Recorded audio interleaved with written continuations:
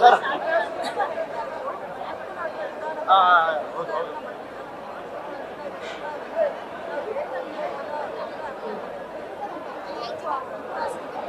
ಏನಿಲ್ಲ, ಹಿರಿಯರು ಇವಾಗ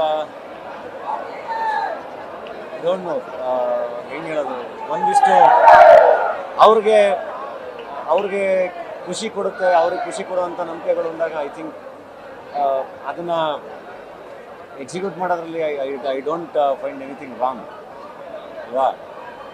ಈಗ ನನಗೆ ಎಲ್ಲದಕ್ಕೂ ನನಗೆ ಉತ್ತರ ಕೊಡೋಕ್ಕೆ ಬರೋಲ್ಲ, ಬಟ್ ಒಂದೇ ಒಂದು ಇನ್ಸಿಡೆಂಟ್ ಹೇಳ್ತೀನಿ. ಐ ಥಿಂಕ್ ಆಸ್ತಿಕತೆ ಮತ್ತು ನಾಸ್ತಿಕತೆಯ ಮಧ್ಯೆ ಬರುವಾಗ ಐ ಥಿಂಕ್ ಕಾಯುವಂಥ ನಂಬಿಕೆಗಳು ಬೇರೆ, ಮೂಢನಂಬಿಕೆಗಳು ಬೇರೆ. ಮೂಢನಂಬಿಕೆಗಳನ್ನು ಖಂಡಿತ ವಿರೋಧಿಸಬೇಕು.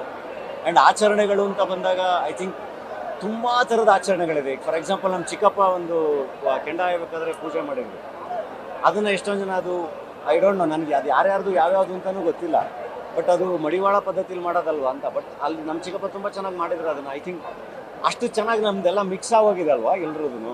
ಈಗ ನನ್ನ ಕೊಂಡ ಹಾಯೋದು ಇದೆಲ್ಲದೂ ನನ್ನ ಚೈಲ್ಡ್ಹುಡ್ಡಿಂದ ನನ್ನ ಜಾತ್ರೆಯಲ್ಲಿ ನಾನು ನೋಡ್ಕೊಂಡ್ಬಂದಿರೋದು. ಅದು ನನಗೆ ಜನಪದ, ಅದು ನನಗೆ ಜನಪದ, ಅದು ಅಥವಾ ವೀರಭದ್ರನ ಇಟ್ಕೊಂಡು ಅದು ನನಗೆ ಜನಪದ. ನನ್ನ ಒಂದು ಮಗು ಥರ ನಾನು ಎಂಜಾಯ್ ಮಾಡಿದ್ದೀನಿ ಎಲ್ಲ ಪ್ರೋಸೆಸ್ನ.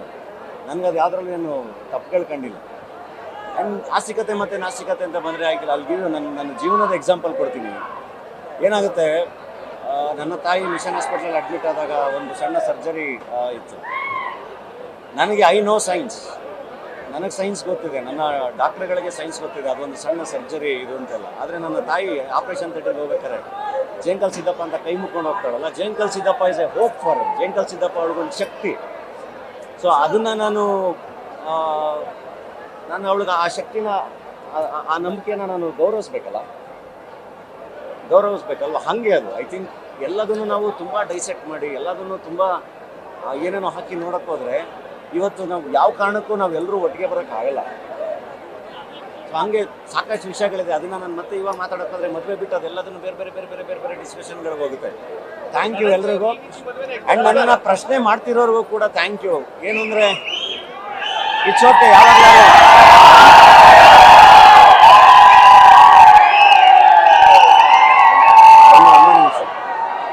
ಅಂದರೆ ಪ್ರಶ್ನೆ ಮಾಡ್ತಿರೋರು ಕೂಡ ನಿಮ್ಮ ಆಶೀರ್ವಾದ ಕೂಡ ಇರಲಿ, ನಿಮ್ಮ ಪ್ರೀತಿ ಕೂಡ ಇರಲಿ.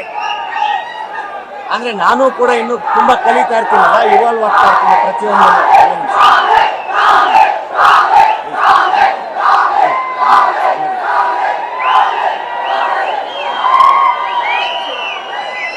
ಒಂದೇ ನಿಮಿಷ. ಎಲ್ಲರೂ ಇವಾಲ್ವ್ ಆಗ್ತಾ ಇರ್ತೀವಿ, ಎಲ್ಲರೂ ಅನುಭವಗಳ ಜೊತೆ ಕಲಿತಾ ಇರ್ತೀವಿ, ಪ್ರತಿಯೊಂದನ್ನು ಕಲಿತಾ ಇರ್ತೀವಿ. ಅನುಭವಗಳಿಂದನೇ ಆಚೆ ಉಳ್ಕೊಳ್ಳೋಕ್ಕೆ ನನ್ನ ಕೈಲಿ ಆಗಲ್ಲ. ನಾನೊಬ್ಬ ಕಲಾವಿದ, ನನಗೆಲ್ಲ ಅನುಭವಗಳು ಬಹಳ ಇಂಪಾರ್ಟೆಂಟು. ನಾನು ಏನು ಮಾಡಿದ್ರು ತುಂಬ ಪ್ರೀತಿಯಿಂದಲೇ ಮಾಡಬೇಕು. ಸೊ ಪ್ರಶ್ನೆಗಳು ಇದೆಲ್ಲದೂ ಖಂಡಿತ ಇರಲಿ, ಅದು ಯಾವಾಗಲೂ ಇರಲಿ, ಯಾವಾಗಲೂ ಎಲ್ಲರೂ ಅದೊಂದು ಡಿಸ್ಕಷನ್ ಆಗ್ತಾ ಇರಬೇಕು, ತಿದ್ದುತ್ತಾ ಇರಲಿ. ಬಟ್ ಪ್ರೀತಿ ಯಾವಾಗಲೂ ಹಾಗೆ ಇರಲಿ.